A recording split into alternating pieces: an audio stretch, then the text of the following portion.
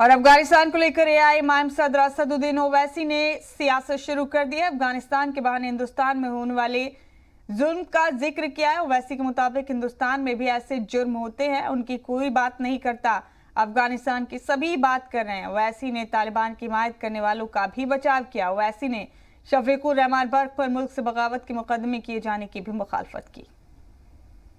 वहां की फिक्र है उनका, अफगानिस्तान में ऐसा हो रहा और तुम पे ऐसा हो रहा। अरे यहां नहीं हो रहा। मेरे को अफगानिस्तान से कभी कोई मतलब नहीं था, ना तालिबान से। मेरे को भारत से मतलब हमेशा है और रहेगा। एक बेचारे कोई समाजवादी पार्टी के एमपी के ऊपर मुल्क से गद्दारी का एक मुकदमा लगा दिया, सेडेशन चार्ज लगा दिया। अच्छा, हैरत की बात यह है कि समाजवादी पार्टी के जो सदर हैं वो मुंह नहीं खोलते। संभल के मुसलमानों का वोट होना,